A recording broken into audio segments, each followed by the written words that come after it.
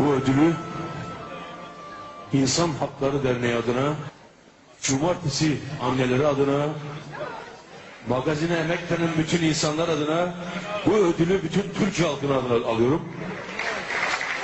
Bir de bir şey daha söyleyeceğim. Önümüzdeki kasette Kürt asıllı olduğum için Kürtçe bir şarkı yapıyorum ve Kürtçe bir de klip çekiyorum. Ve bu klibi yayınlayacak yürekli insanların olduğunu da biliyorum. Yayınlamazlarsa Türkiye halkıyla nasıl hesaplaşacaklarını biliyorum. Teşekkür ederim.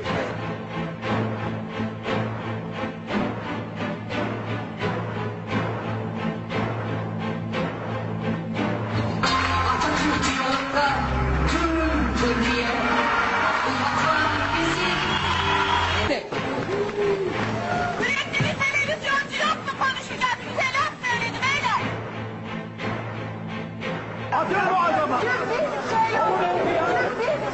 Bölücülük yapıyorsun! Atın bu adamı! Atın bu adamı! Bölücülük yapıyorsun! Atın bu adamı!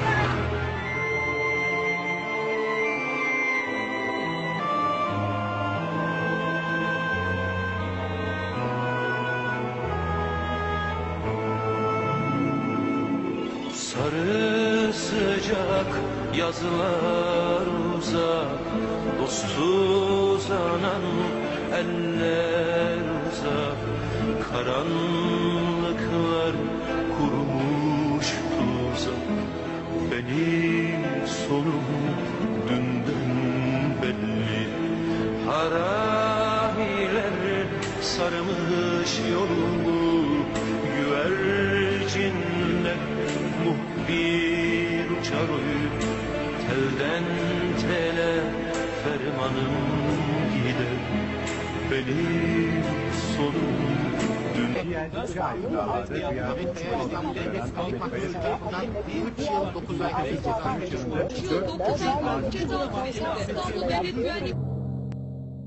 Avrupa'da söylüyorum, yaz da olsa kış da olsa fark etmez, ben geceleri çok üşüyorum. Sorun kalorifer sorunu değil, sorun yorgansız oluşum sorunu da değil. Beni üşüten tek bir şey var, ben vatansızlıktan üşüyorum. Ve bizi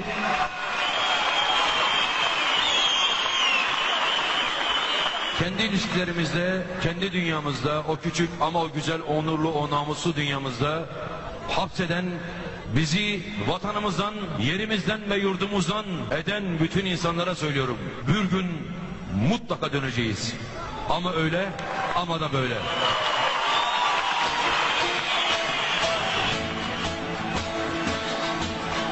Kürdüz ölene kadar, Kürdüz sonuna kadar, vallahi biz dostu özledik. Kürdüz ölene kadar, Kürdüz sonuna kadar, vallahi biz dostu özledik. İnsanız biz ölene kadar, insanız biz sonuna kadar, vallahi barışı özledik. İnsanız biz ölene kadar, insanız biz sonuna kadar, vallahi barışı özledik. Hakkımda ne ferman çıkartılırsa çıkartırsın, Avrupa'dan ahkam kesmek kolaydır diyenlere şunu söyleyeyim. Ben bu ahkamı Türkiye'de kestim, Avrupa'da değil. Bunu size değil, Türkiye Cumhuriyeti Devleti'ne de söylüyorum. Ben 40 sene Türk olarak yaşadım. Ama 40 yaşından sonra kimse beni artık Türkleştiremez. Bu böyle bilin.